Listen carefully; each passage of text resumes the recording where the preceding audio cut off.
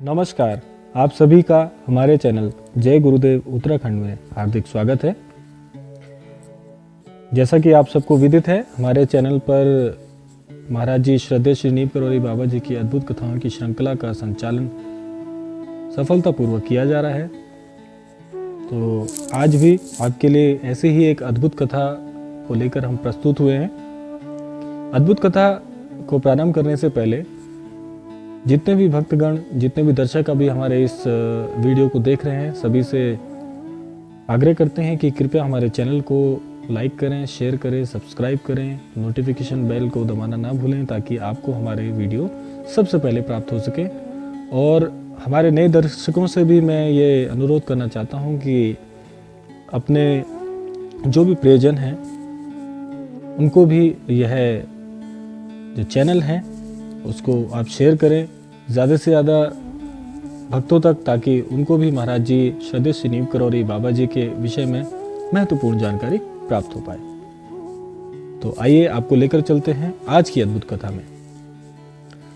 तो यह कथा जुड़ी हुई है श्री भुवन चंद तिवारी जी से, जो कि महाराज जी के एक अनन्य भक्त रहे हैं। महाराज जी के प्रति इनके स्वभाव में बहुत ही शांतिपूर्ण प्रकार से श्रद्धा भाव रहा है। महाराज जी से बहुत ही घनिष्ठता से इनका जुड़ाव रहा है। तो श्री भुवनचंद तिवारी जी, जो कि भवाली बस स्टैंड पर क्लर्क थे।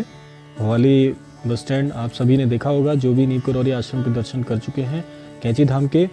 तो वहाँ पर एक छोटा सा हिल स्टेशन आप कह सकते हैं भवाली है, जहाँ पर जो भवाली बस स्टैंड अभी है वहाँ पर वे भुवनचंद तिवारी जी क्लर्क थे। तो क्या होता है कि इनका तबादला दूसरे बस स्टैंड पर कर दिया जाता है, क्योंकि काफ़ी समय से भवाली बस स्टैंड पर वो कार्यरत थे और उसके बाद में उनका तबादला अब दूसरे बस स्टैंड पर कर दिया गया। और सबसे खास बात थी कि इनको अगले दिन ही चार्ज लेने के लिए सरकारी निर्देश प्राप्त हुए। तो अगले दिन चार्ज लेने की वजह से वो घर से जल्दी निकल गए और इसी जल्दबाजी में वह बिना कुछ खाए पिए घर से रवाना हुए। और उस समय दिन में वहाँ पर कोई भी कार्य की जो है उनको उस दिन मिल गया था, क्योंकि आप समझ सकते हैं कि यदि आपको एक जगह से दूसरी जगह स्थानांतरण कर दिया जाता है तो वहाँ पर चार्ज लेने की जो पूरी व्यवस्था होती है उसमें कार्य को समझना भी होता है। और नए स्थानांतरण की जगह पर वहाँ पर आपको सारी चीज़ें पूर्व नियोजित जो होती हैं उसे भी तय करना होता है और आगे के लिए निर्देश भी आपको प्राप्त हो जाते हैं। तो ऐसी व्यवस्थता वहाँ पर रहती है। तो इसी जल्दबाजी में, इसी व्यस्तता में वह जो है भोजन को लेने का उन्हें समय नहीं मिल पाया। तो इसी तरह पूरा दिन उनका व्यतीत होते रहा। लगभग आधा दिन से भी ज़्यादा जो है वह गुजर चुका था। अब आप देखिए महाराज जी ने कितनी अपनी महती कृपा की उनके ऊपर।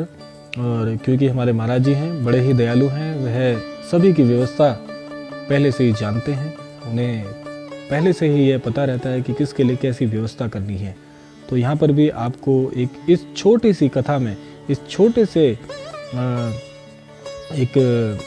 इस कथा के माध्यम से आप यह समझ पाएंगे कि महाराज जी को अपने भक्तों की छोटी से छोटी और बड़ी से बड़ी जो उनकी व्यवस्था है उसकी सारी व्यवस्था उनके संज्ञान में अवश्य रहती है। अब आप देखिए कथा में आगे क्या होता है कि महाराज जी, जो कि उस समय भूमियाधार आश्रम पर थे, वे अपने भक्त को कैसे भूखा देख सकते थे। महाराज जी के संज्ञान में पूरी की पूरी घटनाएं भुवनचंद तिवारी जी की थी और उन्हें यह पहले से मालूम था कि उनके भक्त श्री भुवनचंद तिवारी जी का तबादला हो रहा है और वो कितने व्यस्त होंगे, सारी चीज़ें उन्हें पहले से पता थी। अब आप देखिए आगे कथा में क्या होता है। तो इस प्रकार महाराज जी ने लगभग, अब वो भूमियाधार आश्रम पर थे, तो महाराज जी ने क्या किया कि लगभग 2 बजे पूरी आलू की सब्जी, यानी कि जो भोजन प्रसाद बना था उस वक्त पूरी आलू की सब्जी एक डलिया में रखकर एक उसी तरफ जाती हुई एक बस के द्वारा तिवारी जी तक पहुंचा दी। अब होता क्या है, क्योंकि उन्होंने क्या किया कि एक बस जो कि उसी बस स्टैंड की तरफ जहाँ पर भुवनचंद तिवारी जी का तबादला हुआ था, नया चार्ज लेने वो गए थे, तो उसी तरफ कोई गुजरती हुई बस में भोजन प्रसाद को रखवा दिया और तिवारी जी तक वह किसी प्रकार से पहुंच गया।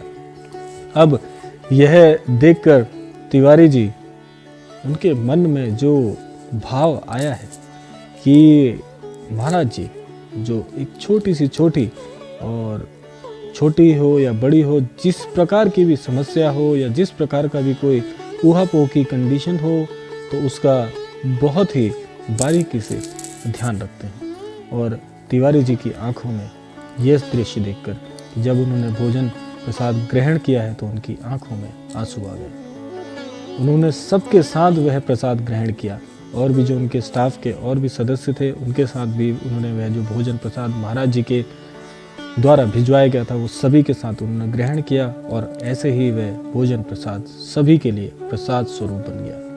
तो ऐसे दयालु और अपने भक्तों का ख्याल रखने वाले हमारे महाराज जी हैं। तो इस कथा के माध्यम से आप यह ज़रूर समझ सकते हैं कि जो भी भक्त महाराज जी के प्रति अपनी निष्ठा रखते हैं, अपना भाव रखते हैं, सच्ची श्रद्धा रखते हैं, तो महाराज जी उनकी छोटी से छोटी ज़रूरत का भी ध्यान रखते हैं। तो आज की यह कथा समापन की ओर आ चुकी है। आप सभी से मैं अनुरोध करता हूँ कि जो भी भक्त हमारी कथाओं को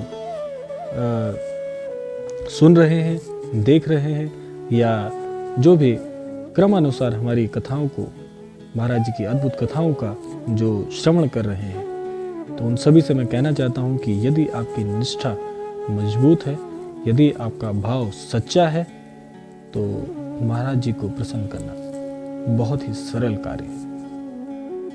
तो हम सब आशा करते हैं कि आप सभी महाराज जी की कृपा पात्र, एक विशेष कृपा के पात्र बने। तो ऐसा हम सभी के लिए ऐसा ध्यान करते हैं।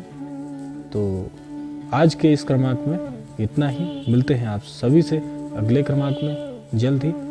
तब तक के लिए आप सभी अपना ख्याल रखिएगा, अपने परिवारजनों का ध्यान रखिएगा, बड़ों का आदर करिएगा, ईश्वर के प्रति आस्था रखिएगा। मिलते हैं अगले क्रमांक में। तब तक के लिए जय गुरुदेव, जय श्री राम, जय उत्तराखंड।